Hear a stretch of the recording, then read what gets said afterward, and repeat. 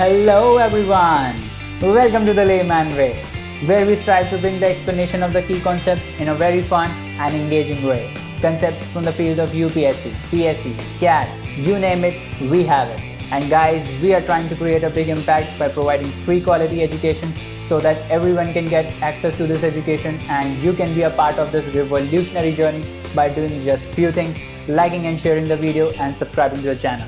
And also, do not forget to recommend the video to your friends.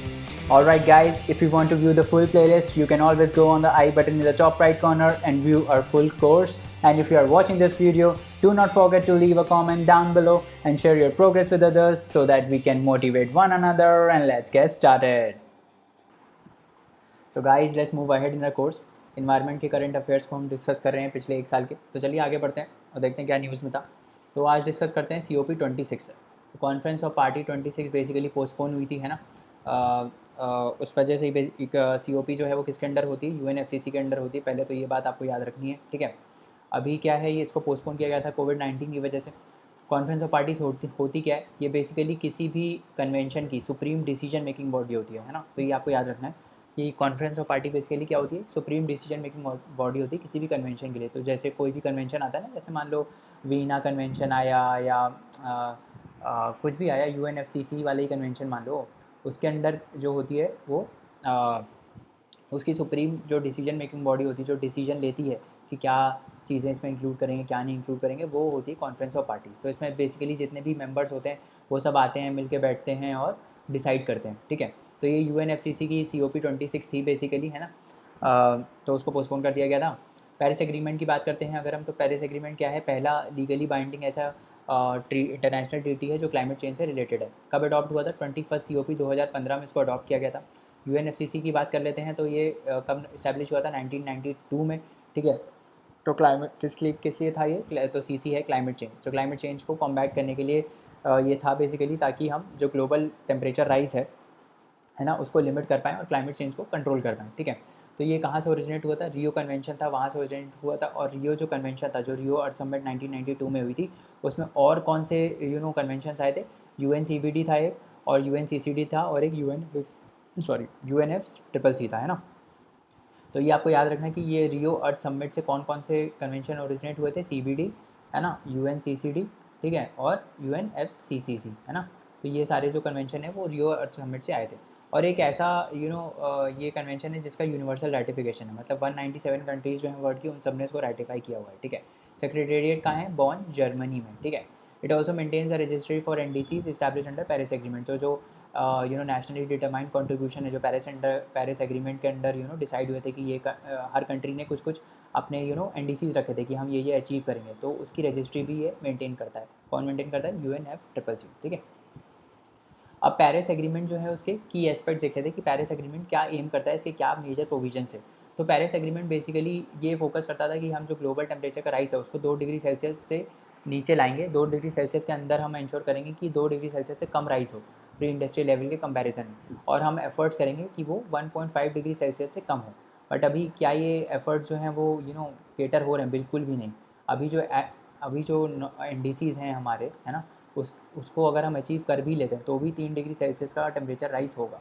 तो planet को बर्बाद किया जा रहा है इकोनॉमी के इकोनॉमी को लेके, कि भाई इकोनॉमी हम बढ़ा लें, अपनी कंट्री का GDP बढ़ा लें, ये कर लें वो कर लें, बट क्लाइमेट चेंज पे फोकस नहीं हो रहा है। इंडिया ही ऐसी कंट्री है जो काफ़ी स्टेप्स ले रही है सोलर एनर्जी को प्रमोट करने के लिए, ऑल्टरनेटिव एनर्जी रिसोर्स को प्रमोट करने के लिए। बाकी आप जब देखोगे जितनी डेवलप्ड कंट्रीज़ हैं, US तो मतलब सबसे बेकार है इस चीज़ में। US तो कुछ करता ही नहीं, जब तक डोनाल्ड ट्रम्प था तब तक तो उन्होंने कुछ क्लाइमेट चेंज से कुछ किया ही नहीं। मतलब क्लाइमेट चेंज से रिलेटेड कोई भी कन्वेंशन ना वो लाए, ना उन्होंने पार्टिसिपेट किया, ना वो इंटरेस्टेड रहते हैं, है ना।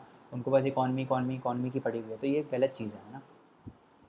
उसके बाद दूसरा क्या है कि हम global net zero emission ensure करेंगे, ताकि ग्रीन हाउस गैस को जितनी हम एमिट कर रहे हैं ग्रीन हाउस गैस, और ऐसी हम टेक्नोलॉजीज़ लाएँ जो वो उसको एब्जॉर्ब कर पाएँ, ठीक है। NDCs को हम हर 5 साल में रिवाइज़ करेंगे, ठीक है। उसके बाद हम क्या करेंगे, वार्सो जो क्लाइमेट चेंज की वजह से जो लॉस और डैमेज होता है उससे कन्वेंशन रिलेटेड है, ये आपको याद रखना है। वार्सो international mechanism for loss and damage, ये किससे रिलेटेड है, जो क्लाइमेट चेंज की वजह से जो लॉस एंड डैमेज होता है उससे रिलेटेड है ना। तो इस इन एडवर्स इफेक्ट्स जो होते हैं क्लाइमेट चेंज की वजह से, उसको हम कंट्रोल करेंगे, है ना। ग्रीन क्लाइमेट फंड को ये इंक्लूड करता है। तो यही सब बेसिकली मेजर इसमें प्रोविजंस हैं, ठीक है। आगे बढ़ते हैं। अभी गवर्नमेंट क्या है, कॉन्स्टिट्यूट क्या है, गवर्नमेंट ने एक नई कमेटी पेरिस एग्रीमेंट को इम्प्लीमेंट करने के लिए कॉन्स्टिट्यूट किया, जिसका नाम है apex committee for implementation of the Paris agreement. तो ये कमेटी क्या है, 17 मेंबर हैं, इसमें इंटर मिनिस्ट्रियल बॉडी है। ये क्या करेगी, बेसिकली ये ट्रैक करेगी कि जो इंडिया है वो अपने एनडीसीज़ पे फोकस कर रहा है कि नहीं, एनडीसीज़ को इम्प्लीमेंट करने के लिए क्या क्या स्टेप्स ले रहा है, क्लाइमेट चेंज को से रिलेटेड पॉलिसीज़ को फ्रेम करेगी। तो ये सब basically apex committee for implementation of the Paris agreement करेगी। तो पेरिस एग्रीमेंट में बेसिकली एनडीसीज़ डिसाइड हुए थे, है ना। तो ये जो कमेटी है ये इंश्योर करेगी कि इंडिया जो है वो एनडीसीज़ को अचीव करने के ट्रैक पर रहे, है ना। इंडिया, अब एनडीसीज़ की बात हुई है तो इंडिया से रिलेटेड जो भी एनडीसीज़ हैं वो बहुत इंपॉर्टेंट हो जाते हैं।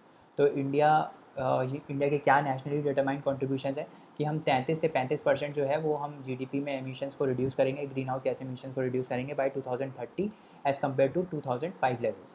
40% ऑफ जो शेयर आएगा इंडिया की एनर्जी का वो non fossil fuel based electricity रहेगी, है ना। जो इलेक्ट्रिसिटी हमारी आ रही है हम इंश्योर करेंगे जो 40% है वो नॉन फॉसिल फ्यूल बेस्ड हो। कार्बन सिंक को हम इंक्रीज़ करेंगे 2.5 to 3 बिलियन टन्स कर देंगे, है ना, थ्रू एफॉरेस्टेशन प्रोग्राम। नए नए पेड़ को लगा के हम ये बेसिकली जो कार्बन सिंक है वो हम इतना बढ़ा देंगे, 2.5 to 3 billion tons of carbon dioxide हम कर देंगे, ठीक है। उसके बाद ये किस एक्ट के अंदर इस्टेब्लिश हुआ है, इसको कॉन्स्टिट्यूट किया गया है एनवायरमेंटल प्रोटेक्शन एक्ट के अंदर, और मिनिस्ट्री क्या है, MOEFCC, है ना, ministry of environment forest and climate change, ठीक है। तो ये AIPA के बारे में। अब एक और MOEFCC ने पोर्टल लॉन्च किया है जिसको क्या बोलते हैं, India climate change knowledge portal. तो नाम क्या है, क्लाइमेट चेंज की नॉलेज प्रोवाइड करेगा, वैसे ही पोर्टल होगा। तो बेसिकली ये जो भी इनिशिएटिव्स लिए जा रहे हैं क्लाइमेट चेंज से रिलेटेड, है ना, उसका रिपोजिटरी टाइप का काम करेगा। जो भी मिनिस्ट्रीज़ हैं, है ना, जो बेसिकली जो भी मिनिस्ट्रीज़ क्लाइमेट चेंज के लिए काम कर रही हैं और जो स्टेप्स ले रही हैं उसको इस पोर्टल में लाया जाएगा, और क्लाइमेट चेंज से रिलेटेड जितने भी स्टेप्स हम ले सकते हैं उसकी इन्फॉर्मेशन भी इस पर आपको मिल जाएगी। It will help disseminating knowledge among citizens about all major steps government is taking at both national and international level to address climate change issues। तो बेसिकली जो गवर्नमेंट कर रही है क्लाइमेट चेंज से रिलेटेड जो भी स्टेप्स ले रही है वो आपको इस पोर्टल पे मिल जाएंगे, ठीक है। अब इंटरनेशनल सोलर अलायंस की बात करते हैं। तो ISA जो है वो न्यूज़ में इसलिए था क्योंकि इसका समिट ऑर्गेनाइज हुआ था, और उसमें इंडिया और फ्रांस को फिर से इंडिया को प्रेसिडेंट बनाया गया और फ्रांस को प्रेसिडेंट बनाया गया फॉर द नेक्स्ट 2 ईयर्स। तो इसका बेसिक से बात कर लेते हैं। ISA क्या था, बेसिकली ये इनिशिएटिव लॉन्च हुआ था सोलर एनर्जी को प्रमोट करने के लिए। अब इसमें क्या था कि जो ट्रॉपिकल कंट्रीज़ हैं, ट्रॉपिकल और थोड़ी कुछ सब ट्रॉपिकल कंट्रीज, जो सनशाइन कंट्रीज़ इनको बोलते हैं, उनको इस अलायंस में इंक्लूड किया गया था ताकि हम सोलर एनर्जी को हार्नेस कर पाएँ, ठीक है। इनिशियली जब लॉन्च हुआ था तो इसमें 75 कंट्रीज़ थी, अभी तो बहुत ज़्यादा हो गई, शायद 122 प्लस कंट्रीज़ हैं इसमें, है ना। तो इसमें ये इंश्योर किया जाता है कि भाई सोलर एनर्जी को हम जहाँ हो सके वहाँ टैप कर पाएँ, है ना। और ऐसा टारगेट है इसमें कि $1000 बिलियन हमको रेज़ करना है सोलर एनर्जी के लिए। तो यही सब इसमें इनिशियली जब लॉन्च हुआ था तो यही सब है, ठीक है। अब इसमें जो अभी सबमिट हुआ था उसमें कुछ कुछ इनिशिएटिव लॉन्च हुए, तो अब वो क्या इनिशिएटिव है हम लोग देख लेते हैं। तो पहला है coalition for sustainable climate action, ठीक है। तो ये बेसिकली एक ISA का इंगेजमेंट, ISA की जो इंटरनेशनल सोलर अलायंस है उसका पब्लिक और प्राइवेट से, है ना, कोऑपरेशन बढ़ाने के लिए ये एक्शन है, ताकि पब्लिक, प्राइवेट और गवर्नमेंट साथ में मतलब ये दोनों साथ में मिलके काम कर पाएँ, और ISA ISA का जो मोटिव्स हैं सोलर एनर्जी को प्रमोट करने का उसको बेसिकली अचीव कर पाएँ, ठीक है। दूसरा क्या है, 7th program on solarizing health, heating and cooling system. तो हीटिंग और कूलिंग सिस्टम्स में सोलर एनर्जी का यूज़ होगा, ठीक है। ये बोला गया है कि हम हीटिंग और कूलिंग सिस्टम में सोलर एनर्जी से पावर देंगे, ठीक है। सोलर अवार्ड्स कुछ कुछ इंट्रोड्यूस हुए, कौन कौन से हैं, विश्वेश्वरैया अवार्ड। विश्वेश्वरैया अवार्ड क्या है, बेसिकली जो भी जो ISA के रीजन्स हैं, तो ISA के बेसिकली कुछ कुछ रीजन्स हैं जैसे एशिया पैसिफिक रीजन हो गया, अफ्रीका रीजन हो गया, यूरोप हो गया, और लैटिन अमेरिका हो गया, कैरेबिया रीजन हो गया। तो हर एक रीजन से एक ऐसी कंट्री को चूज़ किया गया है जिसने मैक्सिमम सोलर कैपेसिटी को इंस्टॉल किया है ना, और उसको अवार्ड दिया गया, तो वो यही अवार्ड है। दूसरा है कल्पना चावला अवार्ड। कल्पना चावला अवार्ड उन साइंटिस्ट को दिया गया है जो सोलर एनर्जी के फील्ड में काम कर रहे हैं, ठीक है। उसके बाद एक आता है दिवाकर अवार्ड। दिवाकर अवार्ड उन ऑर्गेनाइजेशन और इंस्टीट्यूशन को दिया गया है जो बेसिकली मैक्सिमाइज़ कर रहे हैं सोलर एनर्जी का यूज़ डिफरेंशली एबल्ड के बेनिफिट के लिए। जो विकलांग होते हैं ना, उनके बेनिफिट के लिए हम कैसे सोलर एनर्जी को यूज़ कर सकते हैं, उनमें जो ऑर्गेनाइजेशन और इंस्टीट्यूशंस काम कर रहे हैं वो उनको दिवाकर अवार्ड दिया गया है, ठीक है। और ISA ने एक और चीज़ इनिशिएटिव सेटअप किया है, ISA केयर्स। तो ISA केयर्स बेसिकली क्या है कि हेल्थ सेक्टर में हम सोलर एनर्जी को डिप्लॉय करेंगे, ठीक है। तो जैसे मान लो वेंटिलेटर को सोलर एनर्जी से चला रहे हैं इस टाइप से, है ना, तो वो इस टाइप से उन्होंने इनिशिएटिव लॉन्च किया है ISA केयर्स, ठीक है। फिर आगे बढ़ते हैं, क्लाइमेट अडेप्टेशन समिट की बात करते हैं। इसमें बस ये याद रखने की वाली बात है कि किसने लॉन्च किया है, ये ऑनलाइन लॉन्च हुआ है, किसने कौन सी कंट्री ने लॉन्च किया, नीदरलैंड्स ने। ये बेसिकली क्या करेगा, एक्सलेट करेगा, इनोवेट करेगा, स्केल करेगा, ताकि हम क्लाइमेट चेंज को, जो भी एफर्ट्स हम ले रहे हैं क्लाइमेट चेंज से अडेप्ट करने के लिए, जो क्लाइमेट चेंज हो रहा है उससे हम अडेप्ट करने के लिए जितने भी एफर्ट्स ले रहे हैं उसमें हम बेसिकली इनोवेशन ला पाएँ, उसको फास्ट अप कर पाएँ, स्पीड अप कर पाएँ और उसको स्केल अप कर पाएँ। उसके लिए ये समिट था, ठीक है। दूसरा समिट है climate action summit. Climate action summit किसने होस्ट किया है, यूएन, यूके, फ्रांस ने मिल के, चिली और इटली के साथ मिलकर इसको होस्ट किया है। कौन सी, बेसिकली 5th एनिवर्सरी थी पेरिस एग्रीमेंट की अडॉप्शन की, तो तब ये होस्ट हुआ था, ठीक है। आगे बढ़ते हैं, कोयोटो प्रोटोकॉल की बात करते हैं। कोयोटो प्रोटोकॉल क्या करता है, ये बेसिकली लीगली पहला ऐसा लीगली बाइंडिंग क्लाइमेट ट्रीटी है जो बेसिकली एमिशंस को रिड्यूस करने की बात करता है, ठीक है। तो इसमें बोला गया है कि हम जो ग्रीन हाउस के गैस के एमिशंस हैं और जो जितने भी हम एमिशंस करते हैं उनको हम 5% से रिड्यूस करेंगे बिलो 1990 लेवल्स। तो प्री इंडस्ट्रियल लेवल से 5% से हम इसको कम करेंगे, ठीक है। ये बोला गया था कोयोटो प्रोटोकॉल में। अब आगे आते हैं, carbon capture, utilisation and storage की बात करते हैं। तो ये टेक्नोलॉजी क्यों यूज़ में थी, इसमें क्या है, नाम से ही पता चल रहा है। तो पहले हम क्या करेंगे, कार्बन को कैप्चर करेंगे, है ना। तो CO2 को कैप्चर करने के लिए कुछ कुछ टेक्नोलॉजीज़ हैं, जैसे गैसिफिकेशन है ना, जिसमें हम कार्बन डाइऑक्साइड को कन्वर्ट करते हैं, कार्बन को कन्वर्ट करते हैं कार्बन डाइऑक्साइड में या बाकी कुछ प्रोडक्ट्स में, और फिर उसको स्टोर करते हैं। तो गैसिफिकेशन हो गया, एड्जॉर्प्शन हो गया, है ना। एड्जॉर्प्शन हो गया तो उसमें हम कार्बन डाइऑक्साइड को एब्जॉर्ब करते हैं, ठीक है, एब्जॉर्ब करते हैं, तो वो हो गया। तो पहले हम क्या करेंगे, कार्बन को कैप्चर करेंगे, ठीक है, फिर उसको स्टोर करेंगे। स्टोर कहाँ कहाँ कर सकते हैं हम, जैसे गैस और ऑयल फील्ड्स हो गए, सैलिन फॉर्मेशन हो गए, कोल बेड्स हो गए, ओशन बेड्स हो गए, इनमें हम इसको स्टोर करेंगे। फिर हमको जब नीड होगी तब हम उसको यूटिलाइज़ करेंगे। हम कार्बन को यूटिलाइज़ कहाँ कहाँ कर सकते हैं, जैसे कोल्ड ड्रिंक्स वगैरह होती हैं तो उसमें कार्बन डाइऑक्साइड से उसको पैक किया जाता है। तो फूड एंड ड्रिंक इंडस्ट्री में यूज़ कर सकते हैं, फार्मा इंडस्ट्री में यूज़ कर सकते हैं, कॉन्क्रीट बिल्डिंग मटेरियल्स में यूज़ कर सकते हैं, ठीक है। तो उसको हम यूटिलाइज़ करेंगे। तो पहले हम कैप्चर करेंगे, फिर स्टोर करेंगे और फिर हम यूटिलाइज़ करेंगे, ठीक है। तो ये बेसिकली बेसिक कंसेप्ट है। अब ये यूज़ में इसलिए है क्योंकि DST जो है हमारी sorry department of science and technology, उसने इंडियन रिसर्चर्स को इनवाइट किया है CCUS की टेक्नोलॉजीज़ को बनाने के लिए। ऐसे प्रपोजल्स इनवाइट किए हैं कि आप भाई जो रिसर्चर्स हैं उनसे बोला है कि आप क्या कर सकते हो इस फैसिलिटी और टेक्नोलॉजी को बढ़ाने में। अंडर कौन सा प्रोग्राम है, accelerating CCUS technologies, ACT program है, in collaboration with other ACT member countries. तो हम ACT की बात करते हैं सबसे पहले कि ये जो ACT है ये क्या है। तो ये बेसिकली क्या करता है, नाम से ही पता चल रहा है, accelerating carbon capture utilisation storage technologies. तो इससे ऐसी जो टेक्नोलॉजीज़ हैं जो इनमें हेल्प करती है कार्बन को कैप्चर करने में, यूटिलाइज़ करने में और स्टोर करने में, ठीक है, उन टेक्नोलॉजीज़ को एक्सेलरेट करने की बात की गई। उन टेक्नोलॉजीज़ को अब इसमें क्या होगा कि हम फंड देंगे ताकि इसके ऊपर रिसर्च हो पाए, है ना, और इसमें इनोवेशन आ पाए। तो यही सब है। ये बेसिकली ACT इनिशिएटिव क्या करता है, ये बेसिकली फ़ंड प्रोवाइड करता है ताकि हम कार्बन डाइऑक्साइड को, ऐसी टेक्नोलॉजीज़ को प्रमोट कर पाएँ जो कार्बन डाइऑक्साइड को कैप्चर करें, यूटिलाइज़ करें और स्टोर करें, ठीक है, और उसमें इनोवेशन और रिसर्च एक्टिविटीज़ को प्रमोट करेंगे। तो ये बेसिकली ACT का काम है। अब इसमें 16 कंट्रीज़ हैं। इसमें याद रखने वाली बात ये है कि इसमें इंडिया भी इंक्लूडेड है, ठीक है। तो इंडिया बाकी कंट्रीज़ के साथ कोलैबोरेट कर रहा है और काम कर रहा है इसको इम्प्लीमेंट करने के लिए, ठीक है। तो ये आपको याद रखना है। फिर अगले पे आते हैं, decarbonising transport in India project. अब decarbonising transport in India project क्या है, DTI नहीं है, डीकार्बोनाइजिंग ट्रांसपोर्ट इन इंडिया। मतलब डीकार्बोनाइजिंग का क्या मतलब होता है, अभी व्हीकल जो आप चलाते हो, है ना, उसमें से कार्बन डाइऑक्साइड निकलता है पीछे एग्जॉस्ट से, और मोस्ट ऑफ द एमिशंस जो होता है वो इसी वजह से होता है ना। तो अभी जैसे आप देख रहे होगे कि BS6 व्हीकल्स आ गए हैं। तो BS6 व्हीकल्स क्यों आए हैं, BS6 व्हीकल इसलिए आए हैं ताकि ये जो एमिशंस हमारे हो रहे हैं, PM, पार्टिकुलेट मैटर और इन सबको रिड्यूस किया जा सके, है ना। तो BS6 जो अभी नए व्हीकल्स आ रहे हैं उसमें ये टेक्नोलॉजीज़ है, SCR टेक्नोलॉजी है, बेसिकली सेलेक्टिव कैटालिटिक रिडक्शन बोलते हैं इसको।